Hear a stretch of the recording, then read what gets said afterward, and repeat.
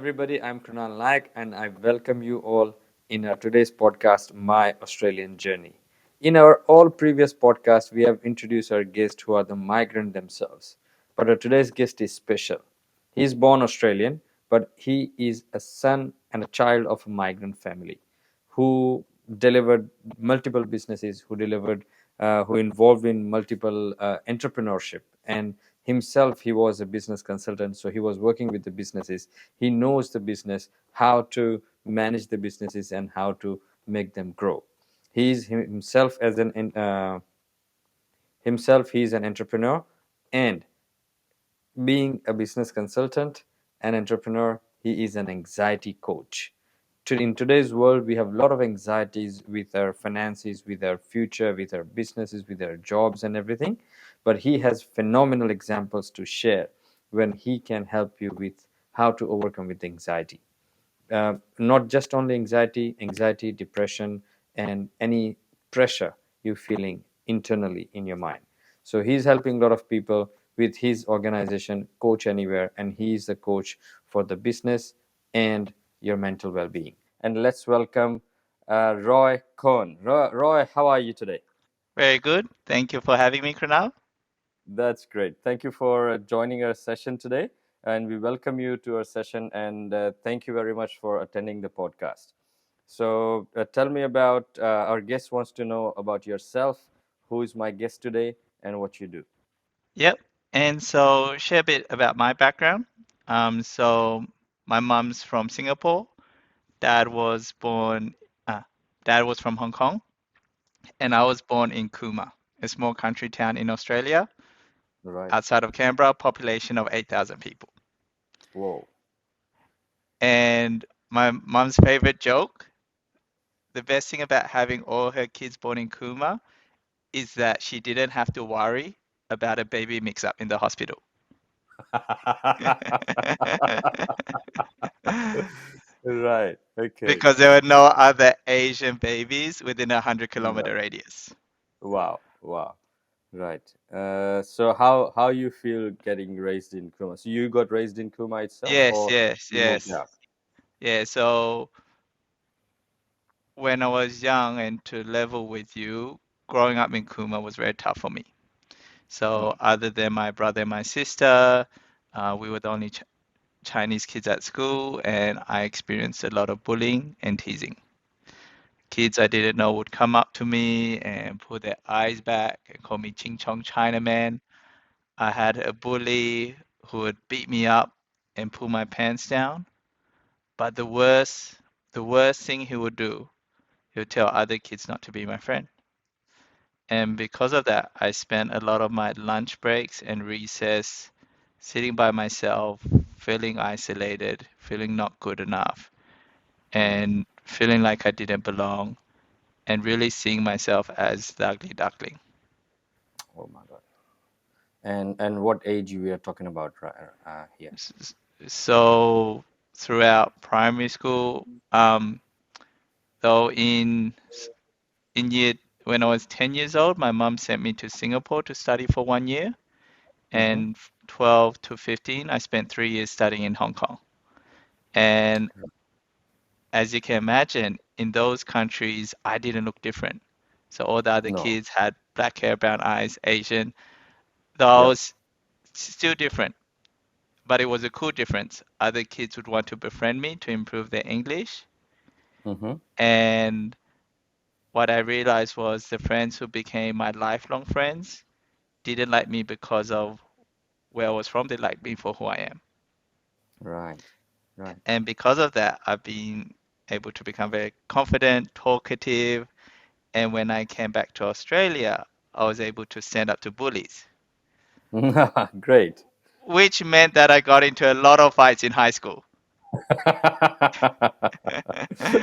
Correct.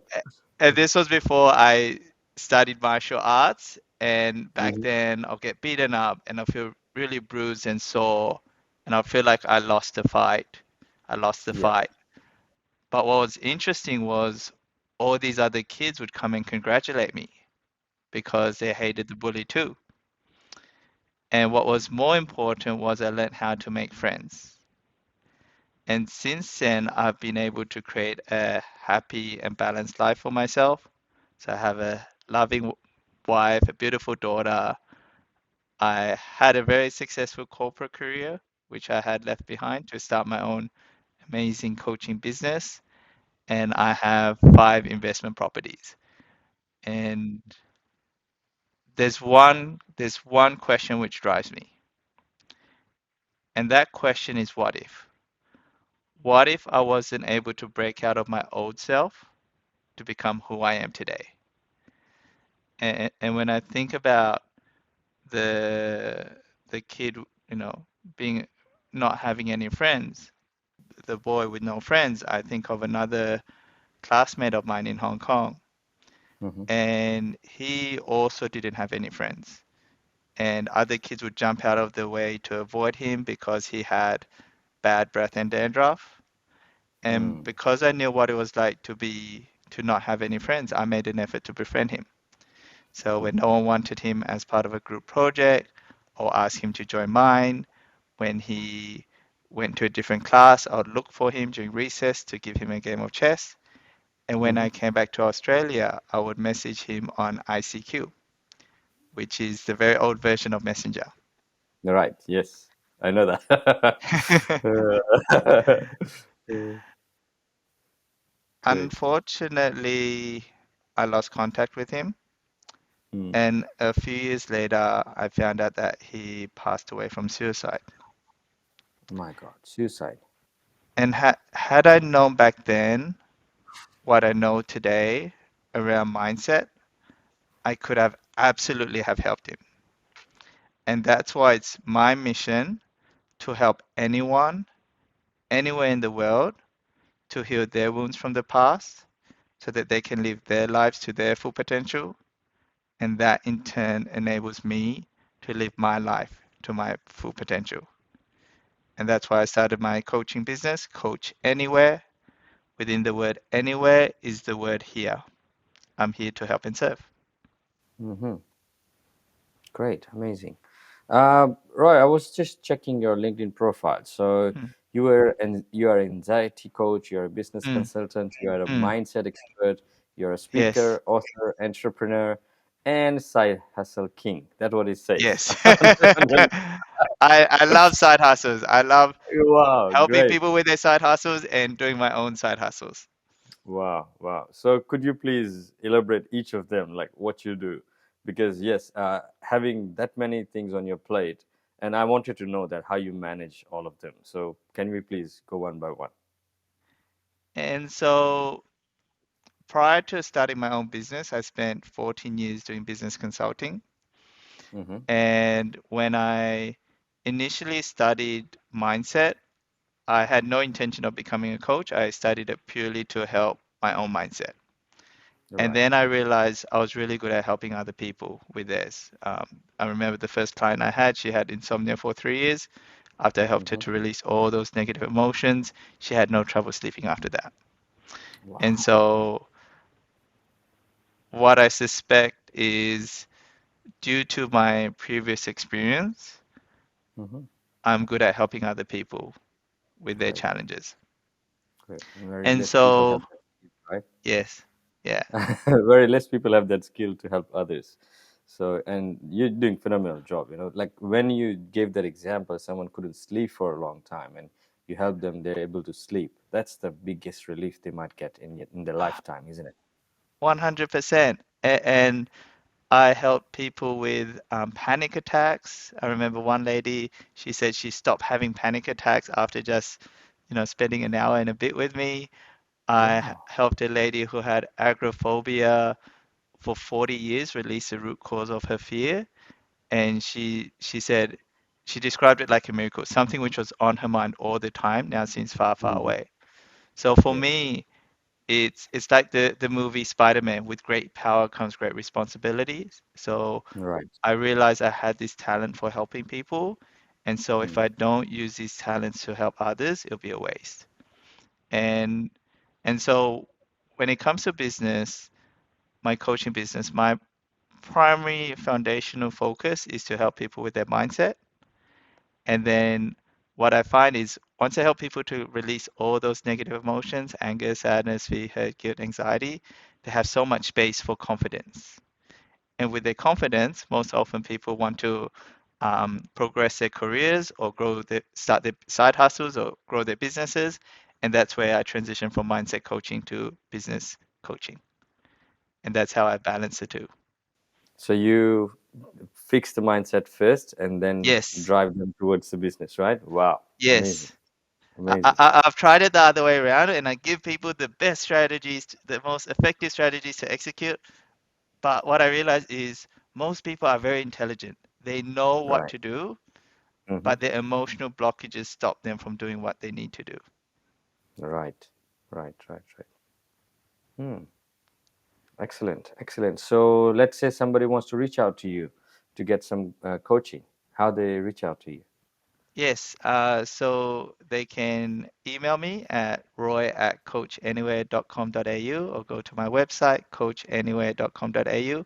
I also run a lot of events, Hmm. including free workshops. So I Hmm. highly recommend because I give so much value to anyone who is interested in helping to improve themselves and accelerate their goals. And to find out more, just email me and I'll send you the link to all the upcoming events. Yep. And I'm always happy to have a chat. Great, great. Yeah, we will share the link in the description about the upcoming events as well. Great. Thank you so much, Roy. Thanks for that. So, your entrepreneurship, could you please uh, let's talk about entrepreneurship first. So, what is how you see in Australia? Like we see that a lot of entrepreneurship happening in China, in India, in Hmm. US, Hmm. and Hmm. all Hmm. those huge, hugely populated countries. And those countries, startups, we can say, they are Yes, flourishing just yes, because of the yes, mass population those countries have. Let's say yes, Alibaba, or let's say Creed, or let's say anything else, yes, anything else, Uber, I would yes, say. So yes, they've been flourished because of the mass population. Let's say someone in yes. Australia who's sitting here in Australia, in Melbourne, in Sydney, still we don't have that mass of population. We don't have that many people who can consume your product. So someone I was interviewing there, they said that if you convert 1% business in India or China, it is Mm, bigger than entire Australia. So mm, that's how the mass population works there. So being an entrepreneur in mm, Australia, how do you mm. feel? What is the situation for the entrepreneurs in Australia? Can we have a bird eye view on that? Yes, and I actually run a lot of my free live workshops at the Sydney Startup Hub. And so I coach quite a few entrepreneurs. And I don't feel population as a limitation um, because, like, Australia is a lucky country. A lot of people are well off and they can afford services and products and spend things which add value to them and in other countries might deem as a luxury. In Australia, we think of it as you know I must have it. I must have a new iPhone every year or every update Every year, or correct. Correct. Yeah, that's um, pretty common in here, and compared to other countries, it's a luxury. You're right, absolutely right. Yes. yes, and so perhaps yes, 1% of a market in well, especially China, but in the high population countries, Yep. that's a lot of customers, though they may not necessarily have the same spending power as an individual in Australia or a business in Australia. Correct. So I wouldn't I wouldn't necessarily give population um, a reason to limit yourself from entrepreneurship. Great. Great. So population is not a factor. So now, how all the startups are doing in Australia? What is the situation like? Let's say if someone's doing a startup business in Australia, what are the pathways to grow? How they make more success in their pathway towards their entrepreneurship? And the first step is to talk to customers or potential customers. All right. It's Great. talk Great. because what I see is a lot of entrepreneurs start up with an idea, a solution, and then they Mm-hmm. try to find a problem for that solution. Whilst Mm-hmm. what's more important is talking to customers, confirming that there is a problem there and they have Mm-hmm. a solution for that problem. And Right. so whenever I teach people to pitch their startup ideas, I tell them start with the problem first and then come up with and then explain the solution afterwards. So like for example, one of my clients, the problem he's solving is in shopping centers. There's all these rubbish bins, and there's recycling, there's general rubbish, and people throw the wrong rubbish in the wrong bin. And the solution is he has a automatic rubbish sorting machine. So people can just put the rubbish in one hole, and then it sorts it and puts it in the proper area. And so that's one idea. Another client of mine, he the problem that he's solving is for stroke patients. It's very difficult for them during rehabilitation to stand up again by themselves without assistance. So he's got an invention which helps people um, to stand up without assistance. Wow. Wow. Another client of mine, he um, he found that as a single parent, it was very difficult for him to organize a birthday party. Mm-hmm. So now he's building a children's birthday party planning platform where all these services are available at a click of the mouse. Wow. That's amazing. And so back to the previous question, there are so many opportunities in Australia. Mm-hmm. All you need to do is to pay attention, listen to people, listen to what their problems are, and find ways that you can solve them. And even if there are already solutions out there in the market, find better ways to solve those problems. Right. Perfect. Perfect. And okay, so let me understand this title. Your title also says anxiety coach. So do Yes. you do this anxiety coaching only, or you do sorts of provide any other sorts of coaching? Yeah, so what I find I'm especially talented at is helping people with emotions. So anger, sadness, fear, hurt, guilt, and anxiety.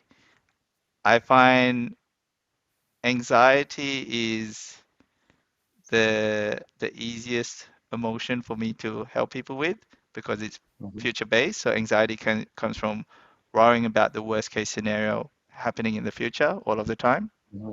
Hmm. While those other core emotions, anger, sadness, fear, hurt, guilt, they all stem from our past and the accumulation of all our negative emotions.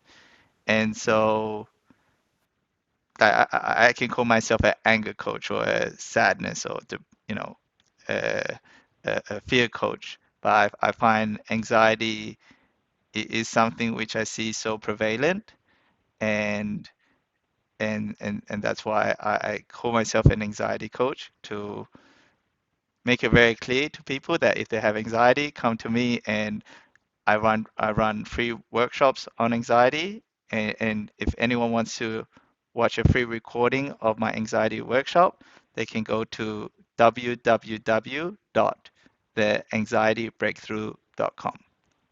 Wow. Okay. Excellent. Excellent work. So see, this has been observed, and this has been experienced as well, that people are sometimes when they face anxiety, or they don't even feel about the anxiety what they're facing, Hmm. and some are same with the depression, like you Hmm. people they get diagnosed with depression and anxiety when they don't even realize that they are Hmm. going through with these phases. Hmm. So when someone is going, really. That's me. Right. So how someone identifies that, okay, I'm going through the depression, or I'm going through the anxiety, or I'm going with these mental problems. So because yes, First, we live in a society where these are the taboos. We Yeah. used to be taboos, and not anymore. But now Yeah. it's getting better. But now, still, person feel at some point, if they feel guilt, or they're not aware, like what I'm Mm. going through, then how they identify themselves. What are the key factors? Yeah. And so me as a example, um, I I I often wonder, why am I so good at helping people with anxiety? And then because usually when you're good at helping someone with the problem, it's because you've had that problem in the past and you have overcome it.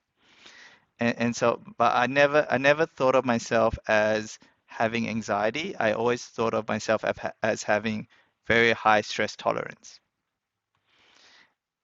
Though whilst helping people and listening to the symptoms, I realized, oh, those are the same challenges I had, but milder versions of them. So back in the day, I'll give presentations to C-level executives. I'll probably spend months on a report, and when I'm presenting it to the chief marketing officer, I find myself getting flustered, my heart beating really fast, and I start stuttering. And what I didn't realize then, but I now see it now, is I had a very, very mild form of a panic attack. And after doing all the mindset work on myself, now it's so much easier for me to speak without any preparation. I remember when I was still in my corporate job before I left, the CEO was giving the senior executives were giving a presentation to the whole company, and then someone from the audience asked them a question, but they didn't know how to answer it, so they asked me to go on stage to answer it, and I did exactly that. And after that, the CEO said, "Wow, you answered that question really well." And that was by learning to switch off that critical voice in my mind, which always questioned everything which I did, and learning to be present. Hmm. And That's so when it interesting. comes to the symptoms of depression, anxiety, stress, one tool which I highly recommend is using DASS, so DASS test. You can find a lot of free versions of that on the internet. It's a Mm-hmm. self-assessing tool, and then it can help you rank where you feel you're at when it comes to depression, anxiety, stress scores. Mm-hmm. Um, though typically, when I think about emotional challenges, I think about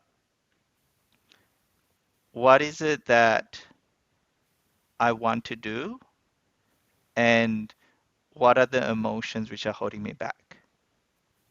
Right. And if there are emotions holding me back, then there's opportunity to do the mindset work. And so when I help people, I help them from a really bad negative emotional state to a normal emotional state. And then Mm-hmm. I help them from a normal emotional state to a peak performance state. Right. And it's a bit of a journey. So when I reflect on it, if you 5 years ago, I would say, when I look back at me 5 years ago before I did any of this work, I would have said that I have very low emotional intelligence, very very high IQ, very intelligent, and I think given my background, always focus on grades and doing well at school, um, but not so much the emotional side of things, the people, communication, influencing things. And what I like to refer to is the four levels of learning. So level one is unconscious incompetence, and that was where I was 5 years ago. I was unconscious. I wasn't aware that I was bad when it came to regulating emotions and communications and reading people and influencing people, etc. Um, and then my first wake up call was when I went to a workshop, and that's when I became consciously aware that I was incompetent at something. which was the emotional side of things. And that was a big wake up call. Actually, it wasn't at a workshop. It was my manager saying to me that, you know, you're very good technically, but you're not good influencing people, and he didn't want me as part of his team because I didn't have this skill. And at that time, I was told there was no course which I could take to improve on this area. But then I later found out that that was wrong, and I was able to take courses to help me improve my mindset. And so level one is unconscious incompetence. Level two is conscious incompetence, where you know you're bad at something. And then the third level is conscious competence, where you consciously put into effort to become good at something. And then the fourth level is unconscious competence, where you don't even have to think about it and you do things naturally.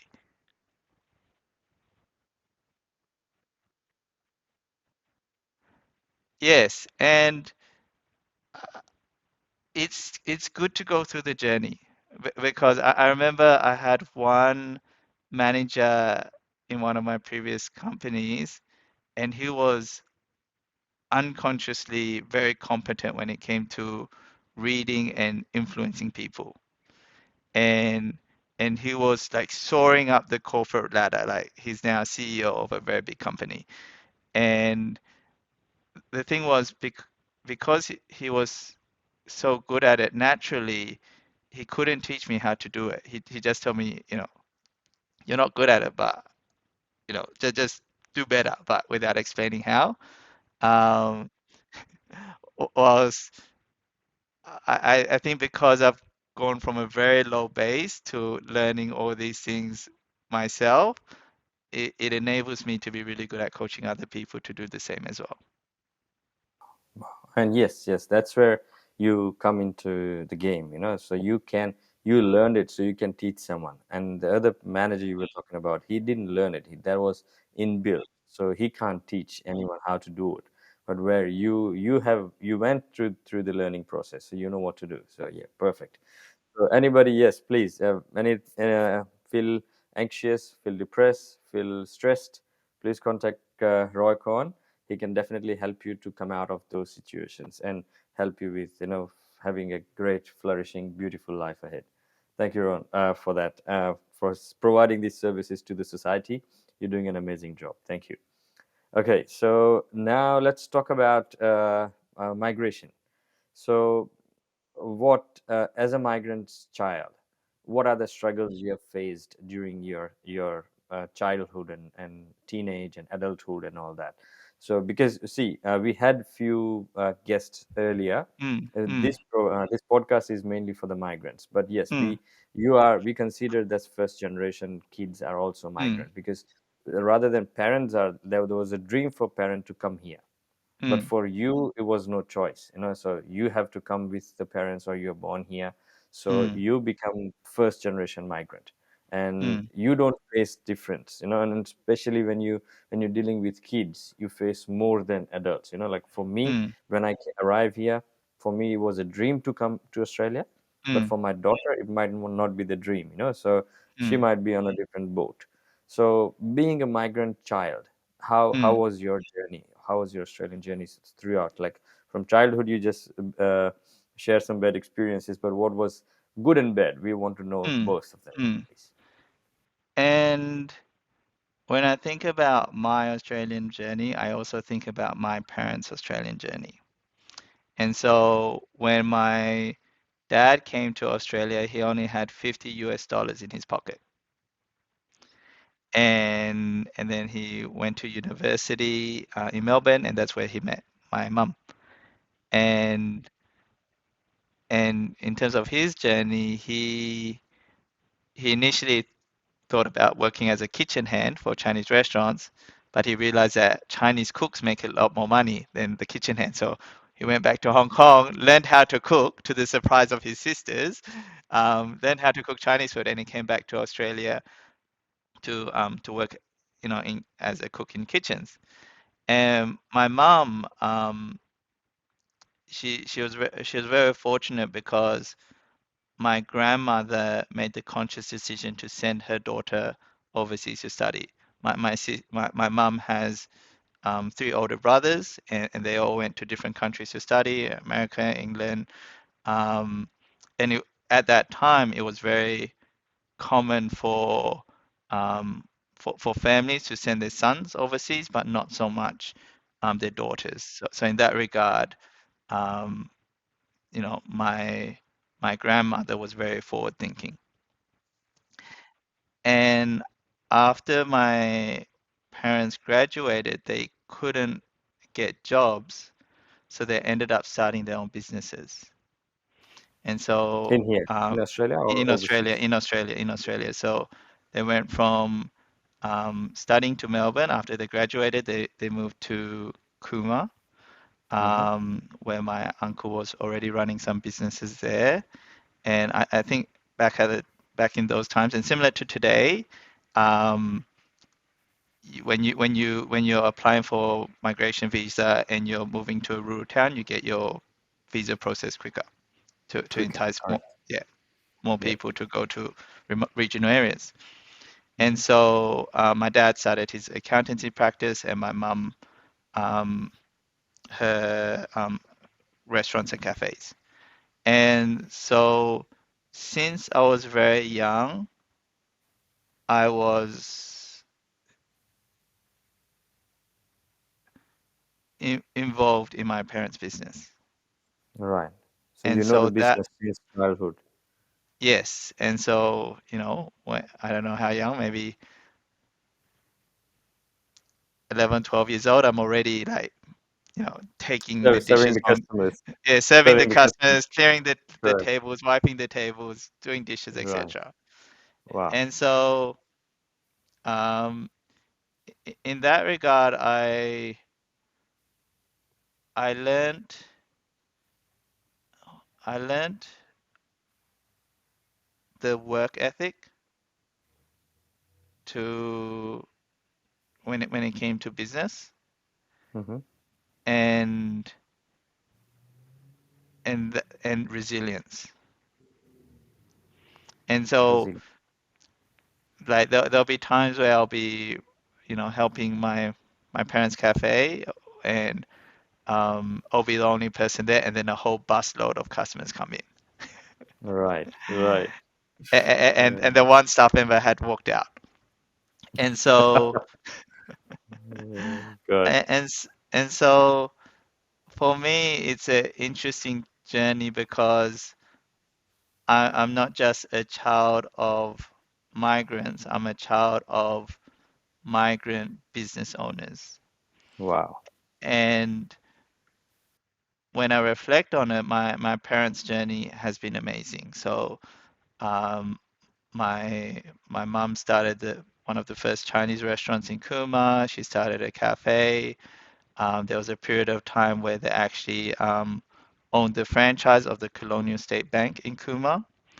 And then in the last 20 odd years, they owned a motel in Cooma with a bar and restaurant, which my mum recently sold to retire. And so when it comes to growing up in a country like Cooma, it is there are different there are multiple challenges. For me, in addition to bullying, having that cultural identity in a very homogenous society. So I felt very assimilated. Um, and so there was very little motivation for me to learn or study Chinese. Like my mom would try to force me to learn Chinese, but in a town like Kuma, there's no Chinese school, like weekend school or anything like that. And that's probably what inspired my mom to send me overseas to study, which was a huge culture shock for me. Um, though by going overseas, not only did I build really good relationships with my relatives overseas, I feel more connected within my culture than if I had just spent my whole life just growing up in Kuma. Um, so yeah, it's very interesting because the level of racism which like yes, there is racism today, but I think when I look at my parents' generation, it's a totally different level. Like I've seen my dad attacked at the cafe. Um, a less extreme example, when my parents were running the bank in Kuma, there'll be Chinese customers who'd come in and they'll get so excited, say, "Oh, another Chinese," and they'll start speaking to them in Chinese, and my parents will have to speak to them in English back because if they spoke to them in Chinese, other customers would complain. Right. Whilst in Right. this day and age, when when you go to a bank branch, especially in city, you see, oh, these are all the languages we speak. We speak your language. Correct. Yeah, it's very, very different. It's changed, right? It's I- changed. And yeah, my mom ran different types of businesses. So she ran Chinese restaurant. She also ran a cafe. Though for Australians, that was quite. They sometimes come in and they seem confused because they expect Chinese food because they see someone Chinese making espresso coffees, but Mhm. it's like the unconscious bias. Right. Um, but yeah, I think for me, now that I'm a parent, I make a conscious effort to make sure that my daughter is connected to her culture. So, Mm. um, like when she was a baby, I told my wife, so my wife is Korean, by the way. So I told my Right. wife, only speak to my daughter in Korean. And so that and because she'll have plenty of opportunities to learn English later on. Hmm. Um, and so it's like, okay, only speak to her Korean so that she can have fluent Korean. For me, my mom started off with speaking to me in Mandarin, in Chinese, and I'll see old videos of me as a kid being able to speak Mandarin, but then I lost it. Um, and then having to relearn it was very, very difficult for me.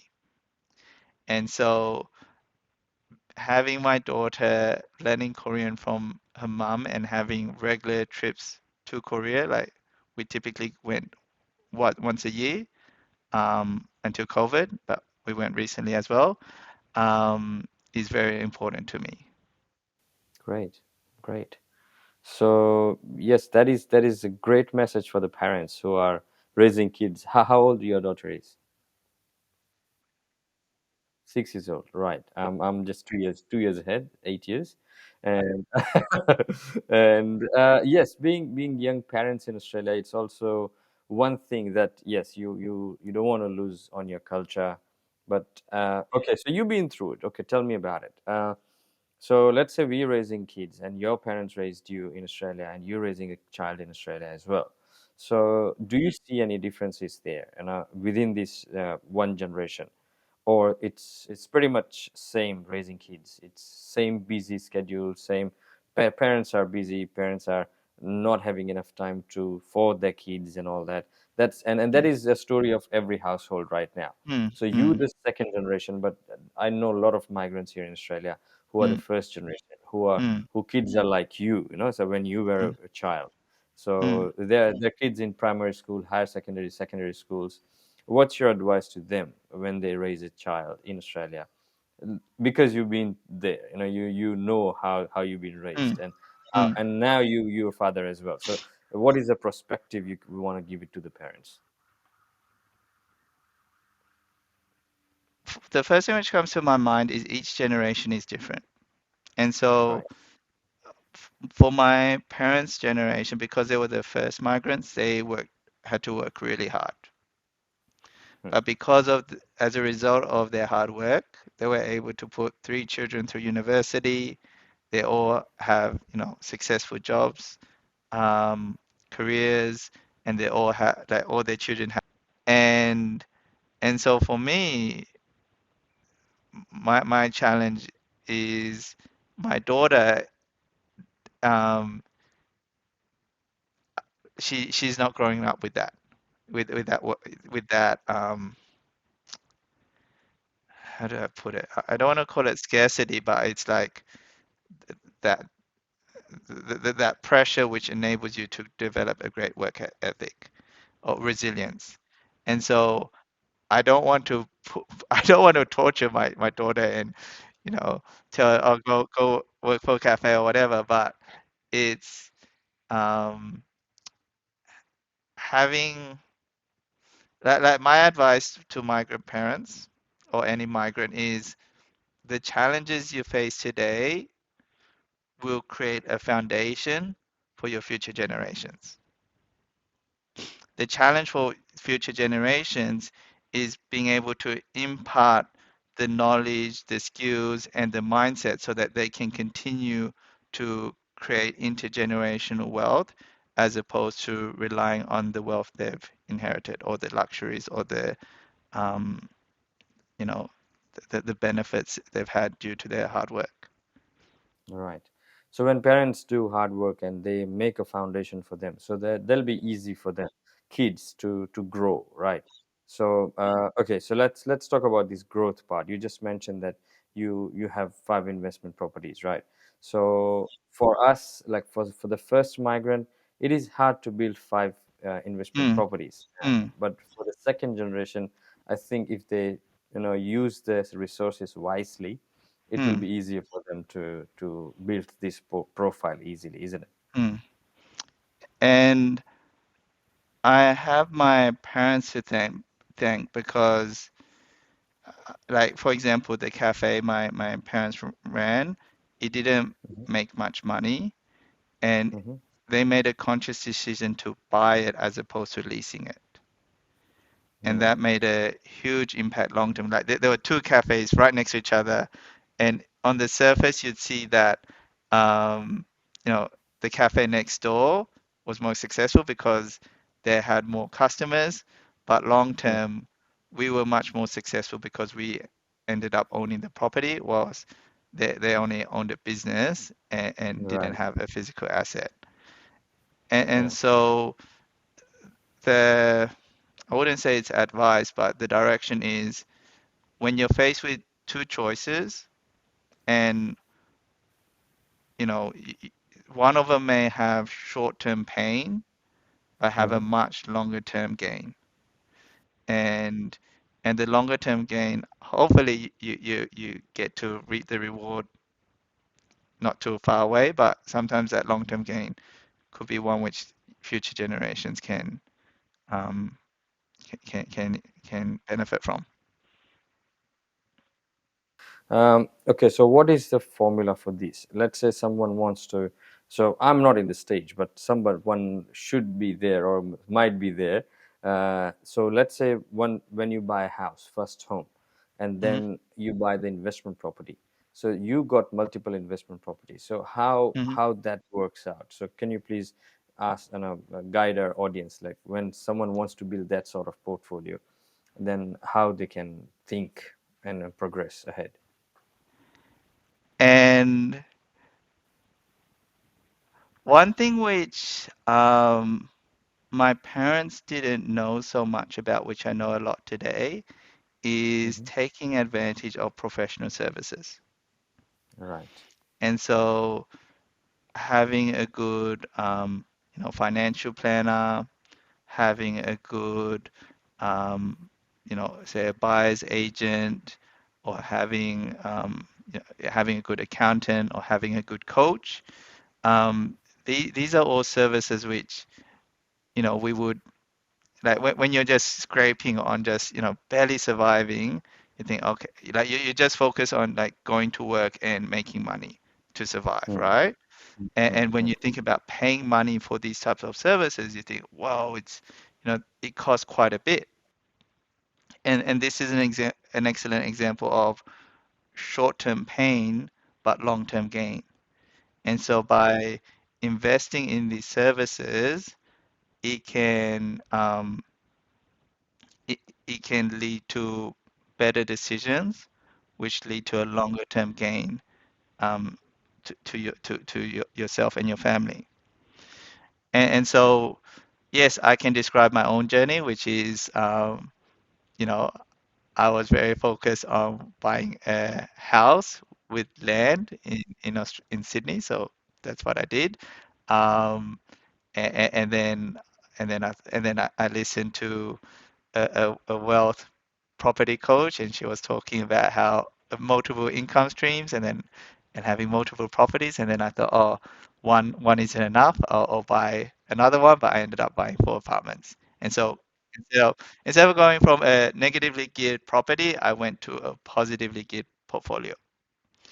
And I was going through the numbers with the financial planner. I was like, wow, you've got a really good return on that, you know, on your investment. Great. How'd you do that? And so for me, I recognize, yes, I have good experiences. Um, though now I know there are specialists in, say, in each area, which don't not only do they have their own experience, they have the experience of helping so many people with those specific challenges. And Right. for me, my key, my the area where I can add the most value, which very few people can, you know, compete with me in, is helping people with their mindset. Hmm. And so helping people with the emotional blockage, which stops them from making decisions such as investing in themselves, investing in their future, and investing in their long-term growth. Right. Right. Great. Okay. So when you say mindset, so when Mm, someone wants to have that growth mindset, what mm, are the primary checklists for that? So let's say I'm working 9 to 5, I'm exhausted mm, with my life. I mm, want to mm, earn more money. I want to have a mm. side hustle. I want to have Yes, some extra income. I just want to yes, help my family to grow, like being yes, little rich or little yes, richer or having more yes, luxuries in my, yes, on the plate. So when I start thinking about that, yeah, of little growth, so then I have yes. to develop a growth mindset. And what are the basic checklists for that? Like you should have these things in your plate first before you start.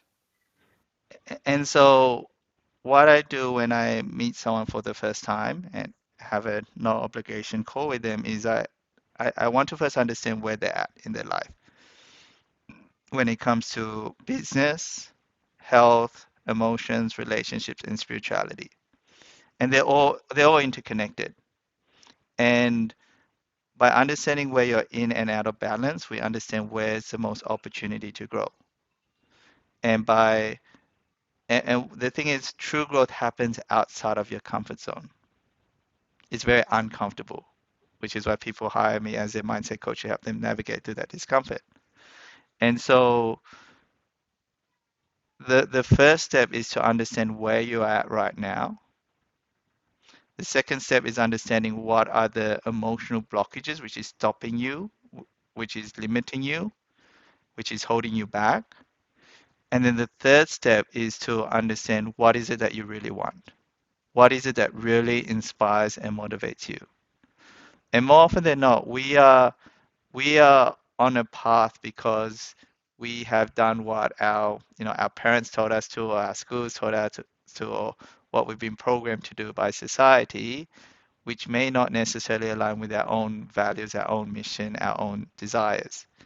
And so the key question is to really ask yourself, what is it that really inspires and motivates you? If you're feeling tired at work, if you're feeling burnt out, more often than not, there's a energy leakage, which is often tied to an emotional leakage, but also you're not lacking energy, you're lacking inspiration, you're lacking motivation. And so the key is to understand what is it that you really want to do so that when you do your work, it doesn't feel like work. You feel like you're doing what you've always, been destined to do. Like if I were to give an example, I think of my father. So Mhm. my father ran a accountancy practice, and we always thought of him as a workaholic. We always saw him like he was always going Really? out to see clients. And then, and so, and then 10 years ago, he was at a function at Parliament House, and he choked on some food, and then he passed away. Oh, And then sorry at for his that. funeral, all these people would come to his funeral, not just his business clients, but all these charities. And Mm-hmm. what we didn't know at the time, like none of us knew, not even my mom knew, was when he was going out to see all these clients, he was also doing pro bono work, free accounting work for all these charities, helping them to do the audits to, um, so that they can register for charity status. Wow. And and when I think back, it was like, wow, like I always saw my dad as an accountant, but he was a lot more than that. He was a humanitarian, and and he had such a strong passion for culture, for the Chinese contribution to the Australian, you know, to Australian history, um, to the point where before he passed away, he put in an application to have um, so in Kuma there's a park with the avenue of flags, and it has the flags of all the countries which help contribute to the Snowy Hydro scheme. And um, back in those times, the Chinese weren't allowed to work on it, but they ran businesses to support the workers.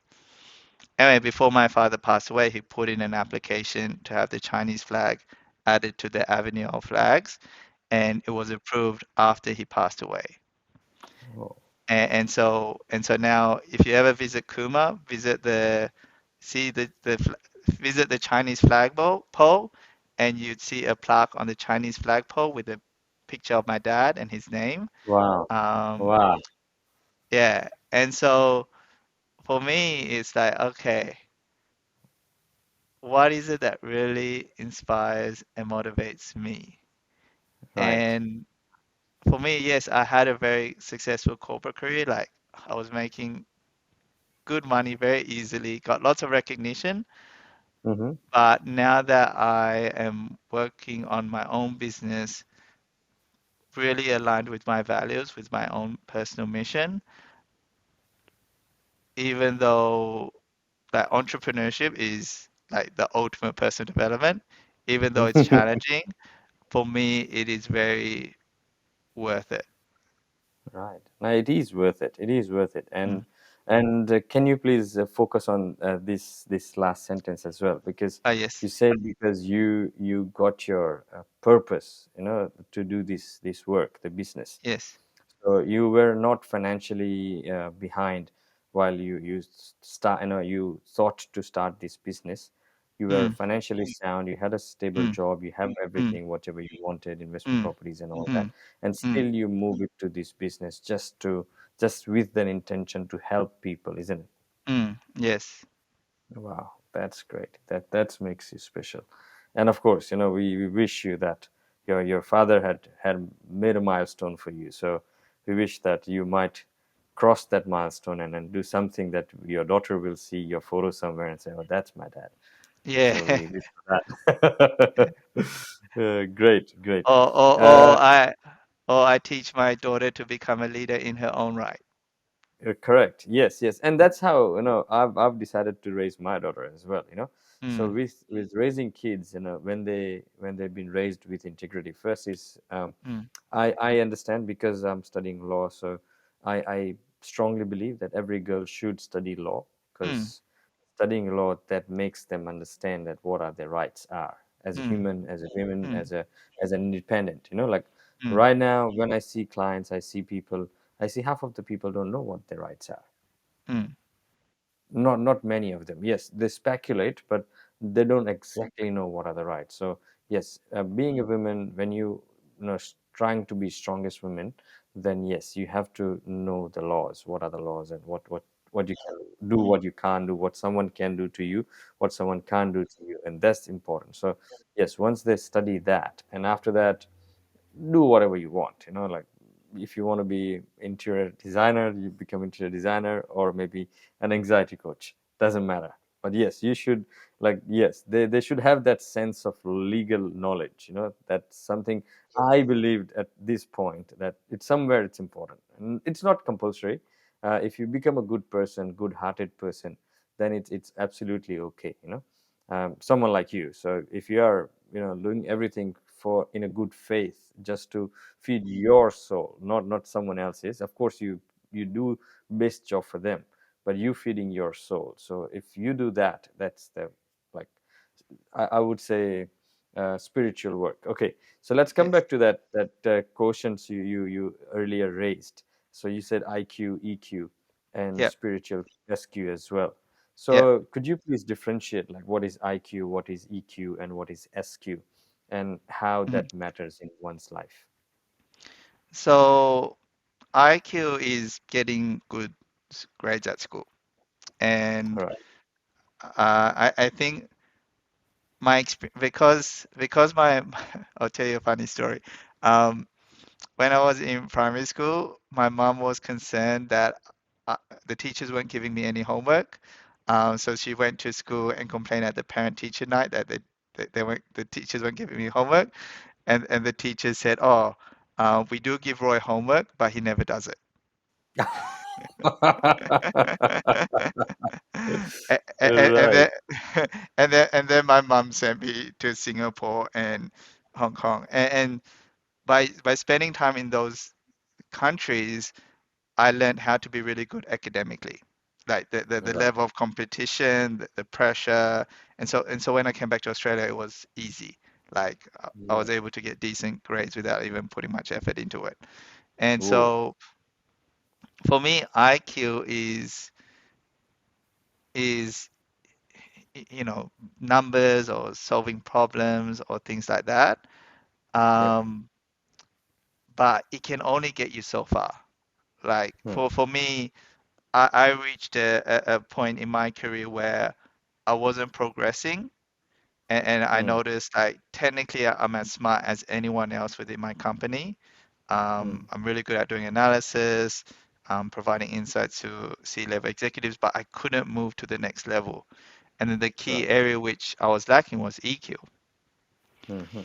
And so so like IQ, the easiest way to to define it is, I don't know, getting good grades at school. Yeah. And when I was young, I thought, okay, this is everything. That you get good grades, you get a good job, and you're set, right? And that's it. That you made it, which I technically did, though I felt unfulfilled because I felt like there was so much more I could do. Um, and then for me, EQ, is so before I had a really bad temper, and I would lose my temper all the time. And so, you know, like back in the day, my temper was here and my wife was here. And the good thing about having a wife like with a lower temper than me is, she brought me down, um, more to her level. And then what I noticed is after doing all this mindset work, now my now my temper is like below my wife, so my Oh, wife's regular. more All likely right. to lose a temper than me. Uh, Right. Right. and so for me, EQ is being able to release and let go of emotions. Like a lot of the time, we're taught to suppress and control our emotions, and that's like keeping a beach ball underwater. The more you push it down, the more the pressure builds until something bumps you, and then the ball bursts out of the water, and you lose your temper or you have a panic attack. And so for me, EQ is about learning how to release and let go of what's happened in the past, heal the past wounds so that you can live in the present. And when you're present, then you can learn to be more aware, not just of yourself, but of other people, how they're interacting with you emotionally. What if there's a slight change and they seem disengaged or you piss them off inadvertently? Yeah. So when I had low EQ, I would piss people off and not realize it. And now I have I would say I'm still a conscious, competent level. Um, and so, and now it happens much less often. So I would say EQ is not just being able to regulate your own emotions, but also to understand other people's emotions and also being able to communicate. communicate not just with words, but also with body language, with tonality, and being able to influence people, being able to influence people without any authority. And for me, that's a really high level of EQ. And then when it comes to SQ, and just so that we're on the same page, spiritually, um, so that that can be different for different people. So for some, Right. spirituality Right. can Right. be religion, whilst Yeah. others see it as being present, being conscious, um, meditation, etc. Mm-hmm. And so, in terms of, so every person has a different definition. And I know when I was young, my mom would send me to church and I'll go to church. Um, Mm-hmm. and um, for me nowadays, when I think of spirituality, I think of it more about being present and being aligned with my own values and helping living my own mission, which is to help people, Right. and having a sense of peace and contentment within that. Mm. Mm. I think I'm listening this from many people these days. Peace is the new religion. Like nobody wants that aggregated and aggravated behaviors and all that. No religious fights, nothing. Just go peace. That's the new religion, I would say. Yes, And and I'll yeah, go say for it. resolving the inner conflict within you to have inner Hmm. peace, and then you can help other people achieve peace too. Perfect, perfect, excellent. No, amazing. Let's see, that's insightful definitions you have given for the each quotient, emotion, intelligent quotient, emotional quotient, and the spiritual one. Great. So let's move on to the success part.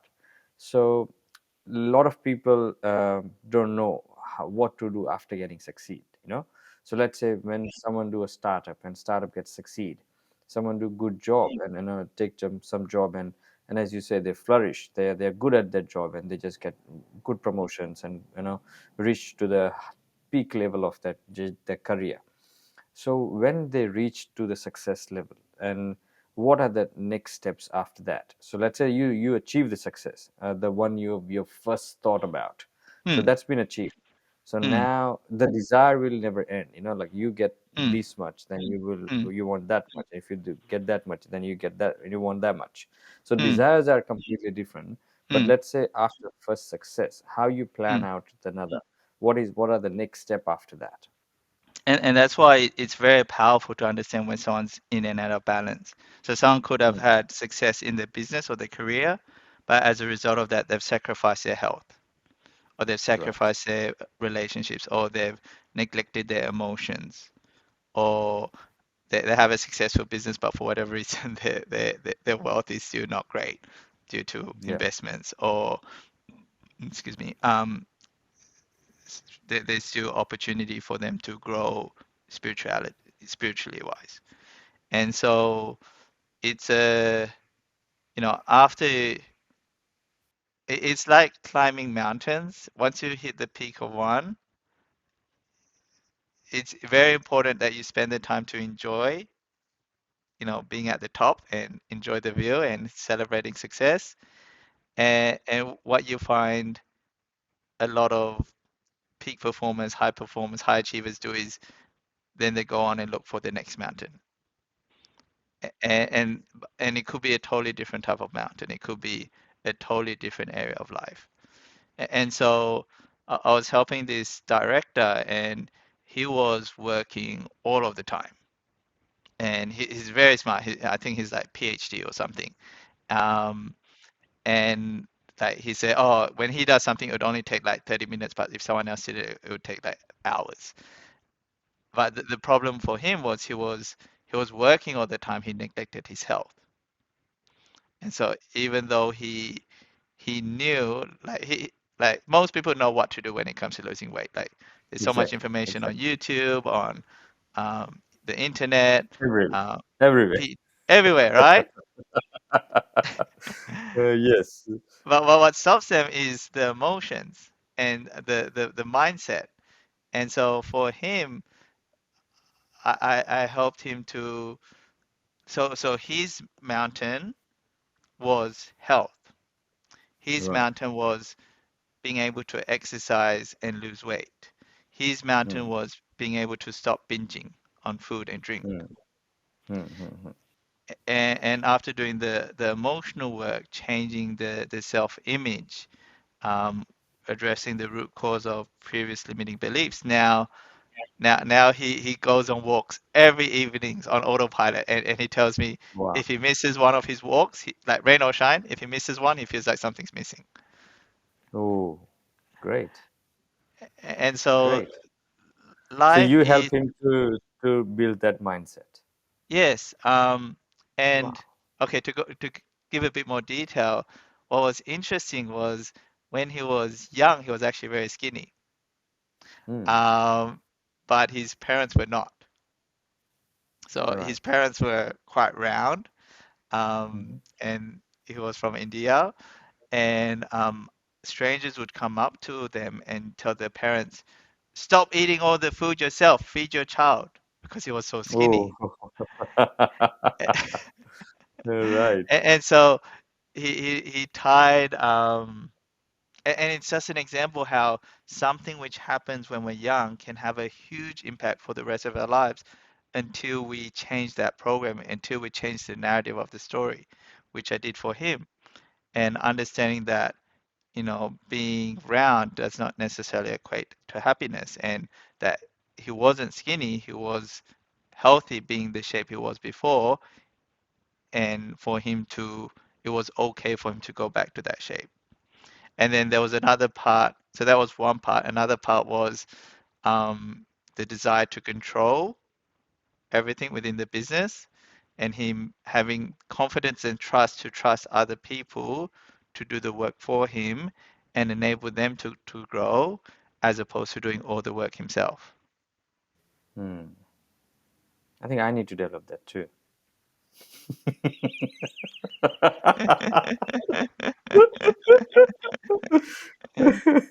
I need to develop that, like yes, I'm somewhere there, so Yeah. still, but our work is different. I'm not saying every work is different, every work is unique, Hmm. but yes, for me, I'm running a migration firm and Hmm. I'm the only migration agent, so other staff Yeah. are non-technical. So yes, if Yeah. there is a technical staff, a migration agent, then I can leverage my responsibility. But someone who doesn't even know that, like Hmm. what are the legal norms and all that, then I have to help. So yes, I'm in a primary stage, but yes, eventually I have a Yes. plans A- to get And out of.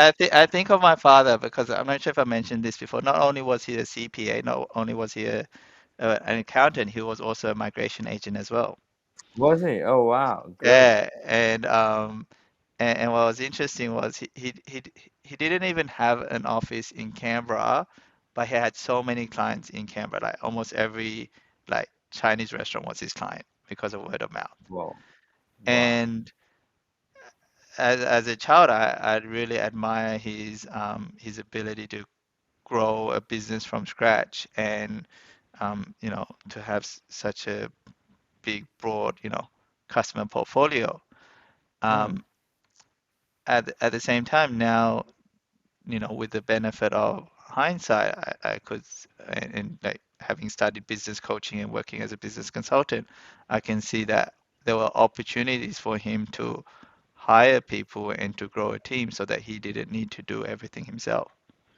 All right, all right. And And that's the key, right? That's the mm, key, basically. Like when you hire the right people for you, then you make yourself free and you can yes, start thinking about something else, which is maybe your health, maybe your another business, maybe something else. yes.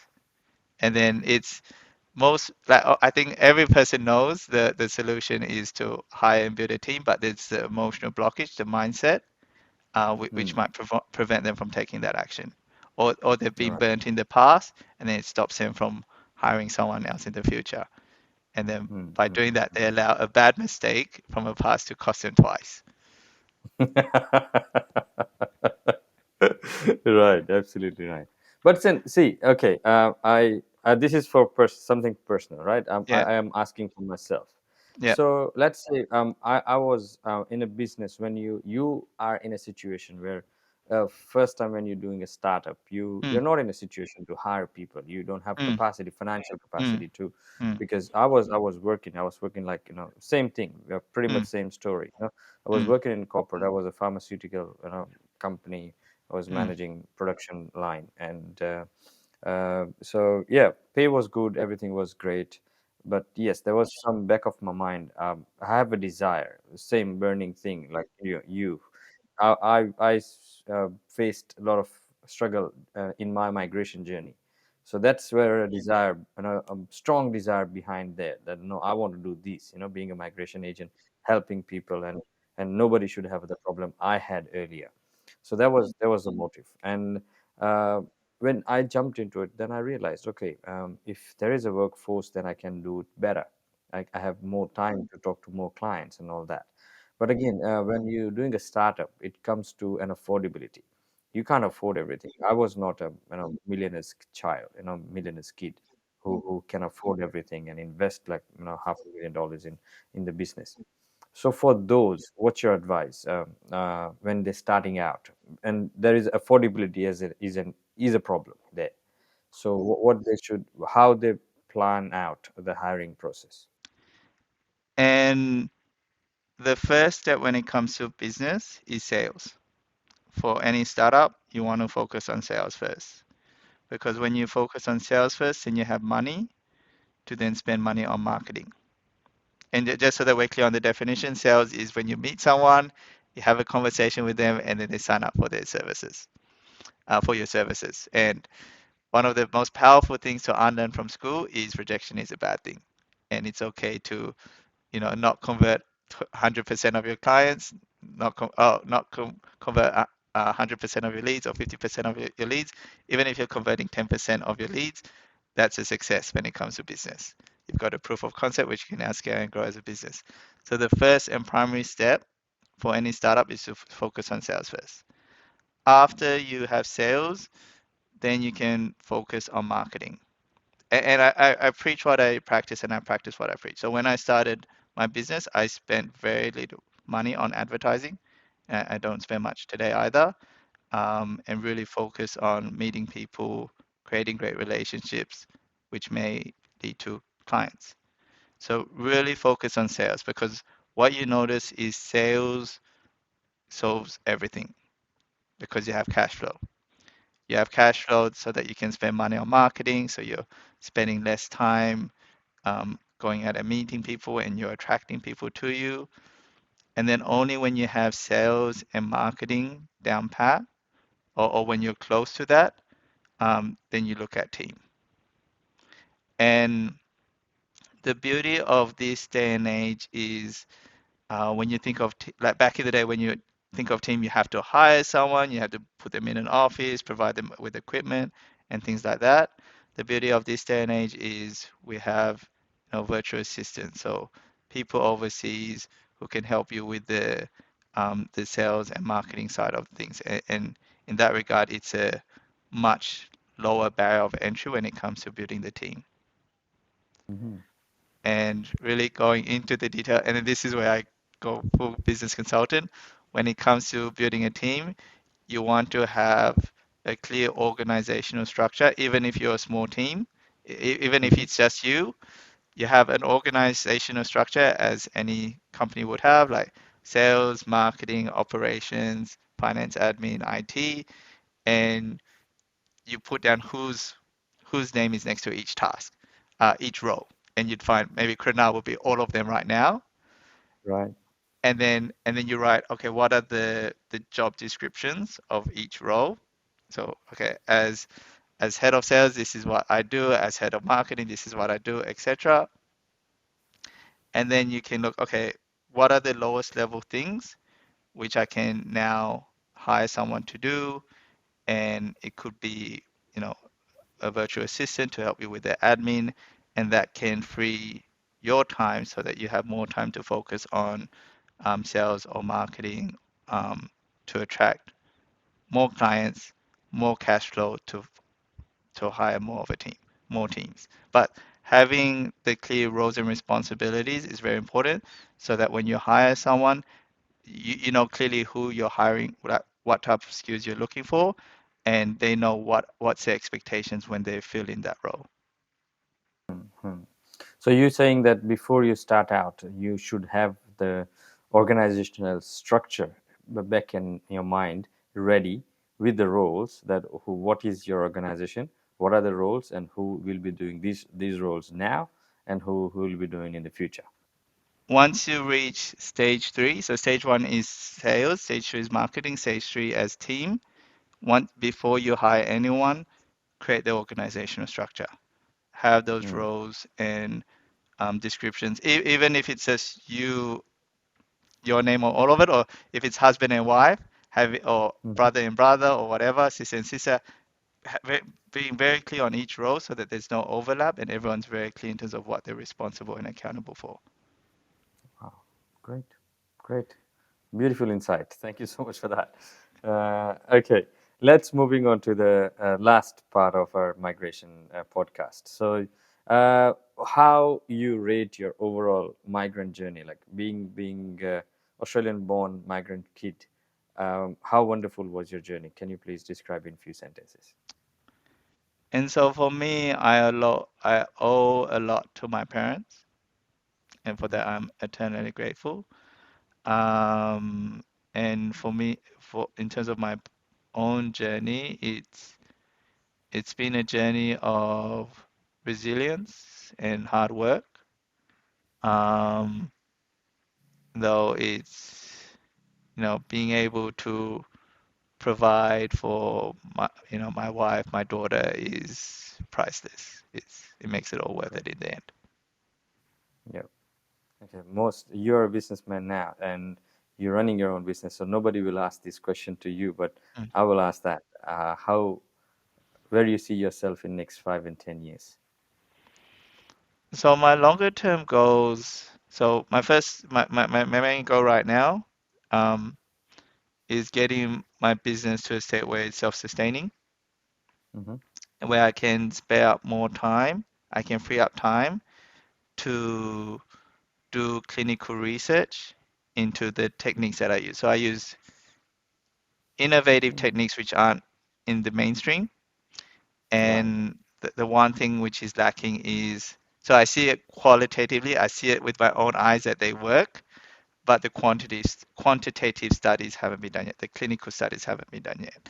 So what I'd love to do is to do the clinical studies so that these techniques which I use, which I see have a huge impact to my clients, can be Mhm.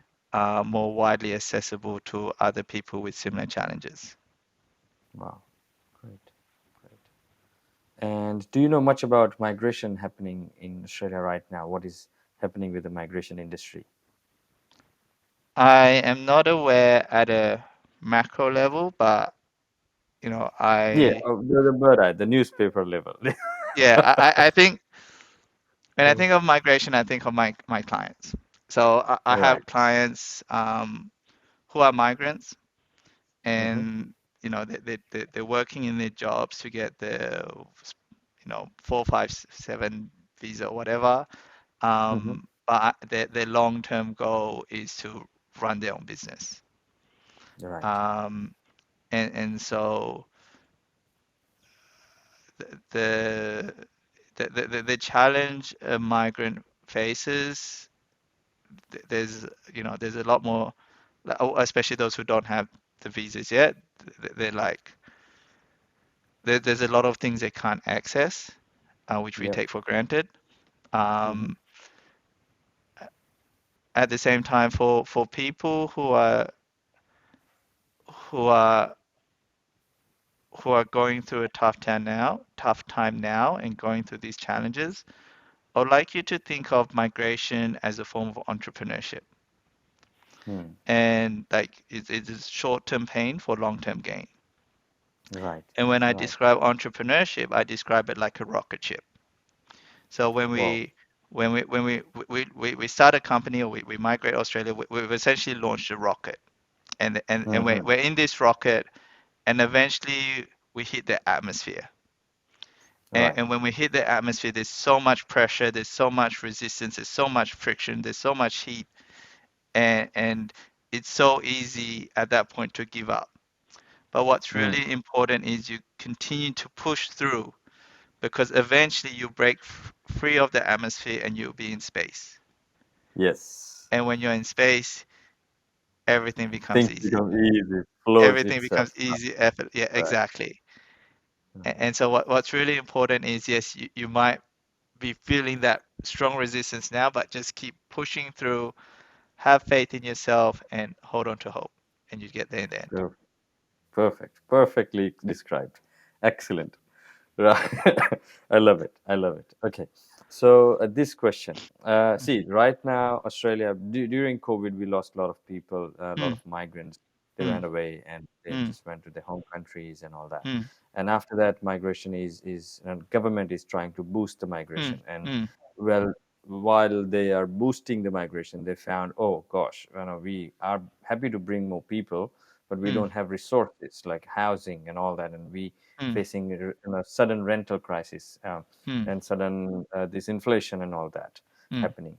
So, what's your views? Like Yeah, as a country, yeah. as a country, Australia, should we promote more migration, or we have to limit something? And so my mum sold her business earlier this year in her Hmm. motel, and the key reason why she sold it is she couldn't get enough staff. Whoa. Her business was so busy. It was busy throughout the bushfires. It was busy throughout COVID, but she couldn't maintain it because she was too busy and she couldn't get enough staff. So I Mm. know at a macro level, there is definitely a shortage of staff in Australia. Um, with my business clients who are at that team level and they want to scale, one of the key limitations is having enough staff. I spoke to a recruiter today and like, oh, can you please talk to my client and help him to find staff? And so, like back in the day, for my mom's motel, it's very seasonal. Should hire migrants, should hire working holiday visas, etc. And without this, there's two sides of without these people, then you've limited your economy, you're limiting growth. So when you don't have enough people, then it also opens opportunity for innovation as well. Um, and for me, uh, I'm biased because my parents are migrants. I think the attitudes that at the very least that my parents brought to Australia is and the way they contributed at least within Kuma to the economy there is invaluable. And as we become, as the world becomes more of a global, you know, more globalized, it definitely helps to have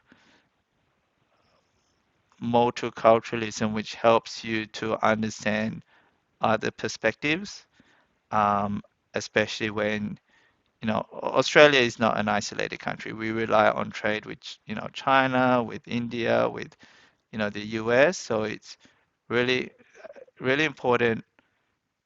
And this is where I think about EQ. Like EQ is being able to understand other people who are not yourself.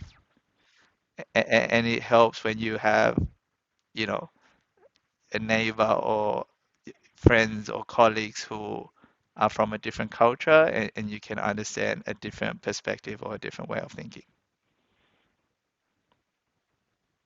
So long, long answer short is yes, the businesses which I know, they need more workers.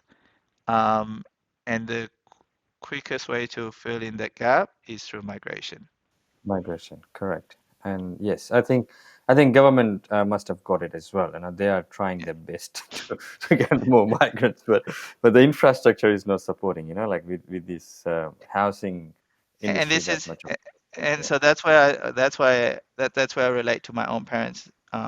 experience is that Mm-hmm. a lot of migrants, they come to Australia and they focus on living in the big cities, in Sydney, in, I don't know, Melbourne Melbourne, or Perth, and, Adelaide. Yeah. and there are opportunities for migrants to start their own businesses, or get jobs in other parts of Australia outside of, um, Metro, you know, metro city. metro cities. And in those areas, you can afford to buy a house. You could afford to buy Yeah. multiple houses even. Yeah. Um, and, you know, I think one thing I like about Australia is it's quite a egalitarian country. So, you know, like in Australia, you could work a trade and still earn a very good income. Yeah. Um, you can do like a lot of different types of work and get a good income. So you don't necessarily need to work in a city. And in addition to that, one of the benef one of the due to COVID, the idea of remote working is more prevalent.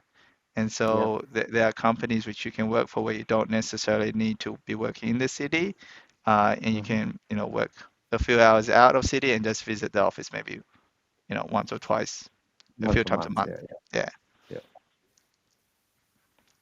Yeah. So Amazing. So yeah, I think when it yeah, comes to infrastructure, there are opportunities. We just need to go outside of our comfort zone and think outside of the box. that's it. That's the key, right? Yeah.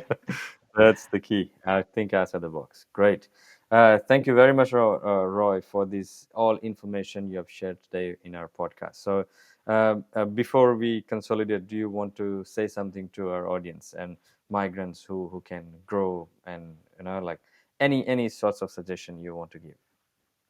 And I just wanted to summarize my parents' journey. Um, and my dad came to Australia with just $50, and where he met my mum, and then from there they were able to raise three children in Australia. They were able to run multiple businesses. Um, the three children, all went through universities. They all got, good jobs. And so the I don't want to say like the Australian dream because the Australian dream because it sounds a bit corny, but